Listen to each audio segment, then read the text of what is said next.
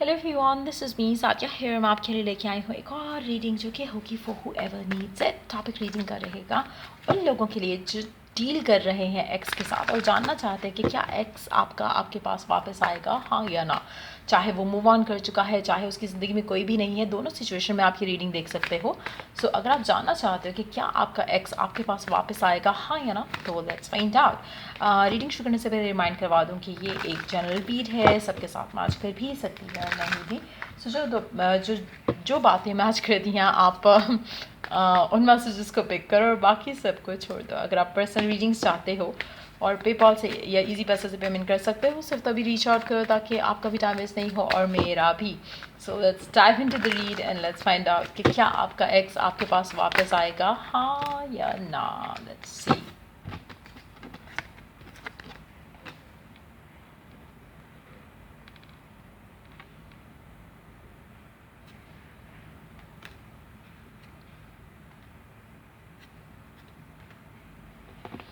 अच्छा,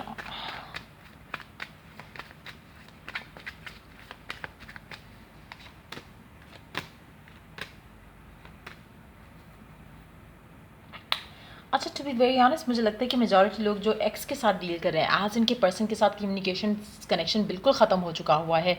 कोई भी तरह का कम्युनिकेशन आप लोगों का नहीं हो रहा। उन लोगों के लिए तो मुझे नहीं लगता कि आपका एक्स आपके पास वापस आएगा। इस इन दैट सिचुएशन मुझे लगता है कि आपको अगर आप चाहते हो स्टिल के पर्सन वापस आए तो मुझे लगता है कि आपको मैनिफेस्ट करना पड़ेगा, लेकिन उसके लिए आपको बहुत स्ट्रांग रहना पड़ेगा, विच आई वुड नॉट रिकमेंड।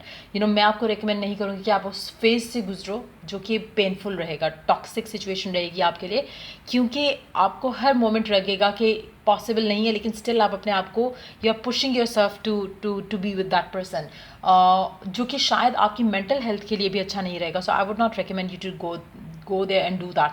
स्पेशली अगर मुझे होता ना कि थोड़ी होप दिख रही होती तो मैं आपको ज़रूर कहती कि हाँ गो अहेड, लेकिन आप में से काफ़ी सारे लोग अपने आप को बिला वजह ऐसी सिचुएशन में स्टक रख रहे हैं जहाँ पर चीज़ों का वर्कआउट होना इम्पॉसिबल है। आपका पर्सन या तो शायद किसी से शादी कर चुका है या किसी से एंगेजमेंट कर चुका है, ये चीज़ें वर्कआउट ही नहीं होनी। ये स्पेशली उन लोगों के लिए मैं बात कर रही हूँ जिनके लिए कम्युनिकेशन बिल्कुल ख़त्म हो चुकी है अपने पर्सन के साथ। मुझे नहीं लग रहा कि आपका वो एक्स आपके पास वापस आएगा, या आपकी सिचुएशन अपने पर्सन एक्स के साथ अच्छी हो सकती है। इन दैट सिचुएशन मुझे लग रहा है कि उसमें आपको डिसअपॉइंटमेंट ही मिलेगी। सो आई वुड सजेस्ट यू कि नहीं इस पर्सन के लिए अपने आप को स्टक करो या रोको। दूसरी बात जहाँ पर आती है आपके पर्सन की एनर्जी टुवर्ड्स यू, मुझे लगता है कि मुझे लगता है कि मेजॉरिटी लोगों के लिए आपका पर्सन जो है वो अपनी ज़िंदगी में आगे बढ़ चुका है, और मुझे नहीं लगता कि आपको इस सिचुएशन में अपने आप को इस जगह पर स्टक रखना चाहिए। स्पेशली वो लोग जो कि नो कांटेक्ट की सिचुएशन में है। आपका पर्सन मुझे नहीं लग रहा कि विलिंग भी होगा टू रिकनसाइल विद यू, या आपके पास वापस आने के बारे में सोचता भी होगा। सो इट्स बेटर कि आप अपने आप को इस जगह पर नहीं स्टक करो इस इंसान के साथ। Let me take some more cards, एक सेकेंड। ओके,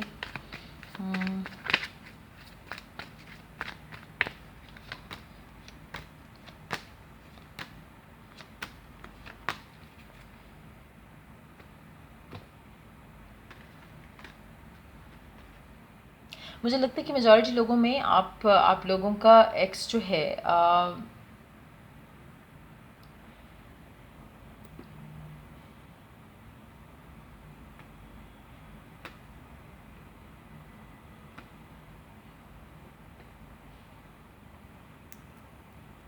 मुझे लगता है कि मेजॉरिटी लोगों में जो आपका जो एक्स है उसकी अगर हम करंट सिचुएशन की बात करें टुवर्ड्स यू, तो मुझे लगता है कि आप उस इंसान के बारे में इतना ज़्यादा सोचते हो कि आपको जैसे ख्वाब में भी वो पर्सन दिखता होगा और आपको शायद लगता होगा कि शायद वो रिकनसाइल करना चाहता है, बट ऐसा नहीं है। इट्स मोर लाइक कि आप उसके बारे में ऑब्सेसिवली सोचते हो, इसलिए उस पर्सन का ख्वाब में आना आपको लगा रहता होगा, और आपको लगता होगा कि शायद ये डिवाइन की तरफ से कोई मैसेज है या डिवाइन की तरफ से कुछ है जिसको आपको परसू करने की ज़रूरत है। लेट मी सी क्या आपका एक्स आपके पास वापस आएगा, हाँ या ना।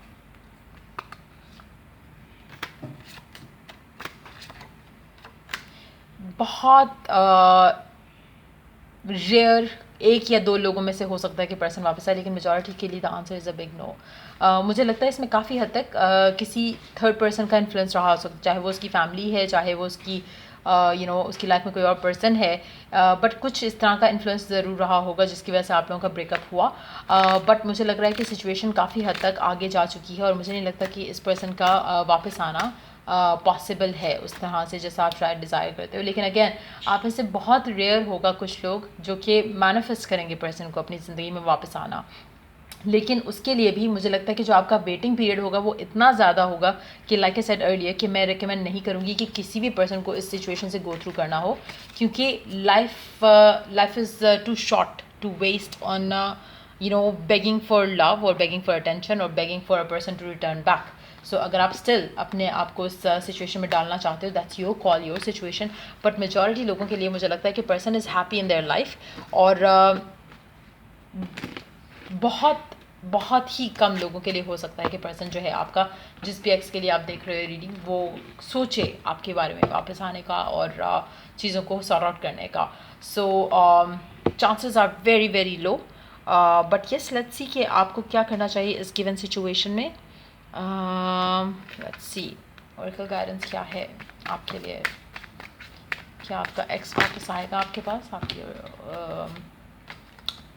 Oracle guidance.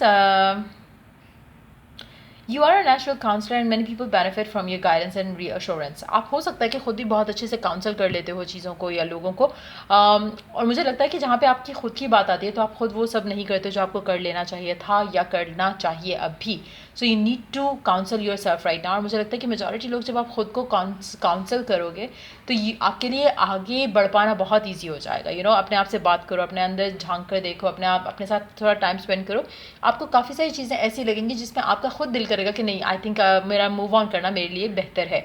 सो अगर आप अपने आप को as a third person treat करो, जैसे कि आपको कोई स्टोरी सुना रहा है कि मेरे साथ ये हो रहा है, तो आप उस इंसान को यही कहोगे कि be move on, don't waste your time. So वो मुझे लगता है कि आपको वो करने की ज़रूरत है। और आप में से मेजॉरिटी लोग अपने आप को मूव ऑन करने का ही मशवरा देंगे अगर आप किसी और की स्टोरी सुन रहे होते जो कि आपको ये कहता कि मेरा पर्सन ऐसे कर रहा है, उसकी तो अभी शादी होगी, तो आप यही कहते कि बाहर में जाए फिर वो person, you would have given that मशवरा to the other person. So again, जब अपनी बात आती है तो you are not following that. So वो चीज़ करने की ज़रूरत है यहाँ पर मेजॉरिटी लोगों को। और relationship harmony, angels are opening the hearts of everyone involve, arguments and conflicts are being resolve now.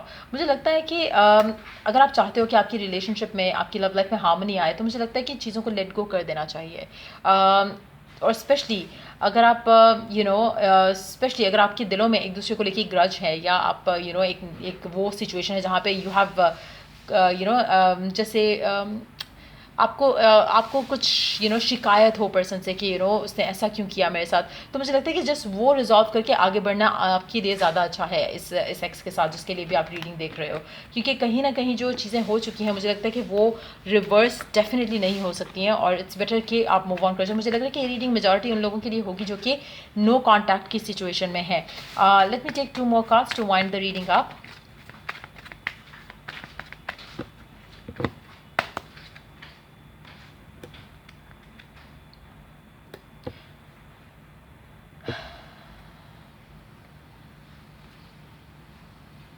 अच्छा, आप में से जो लोग ऐसी सिचुएशन में है जहाँ पे एक्स से इन टच भी हो, तो मुझे लग रहा है कि आप अपने आप को बिला वजह रोक रहे हो, क्योंकि आपका एक्स ऐसी सिचुएशन में होगा जहाँ पर वो आपके साथ नहीं आ सकता।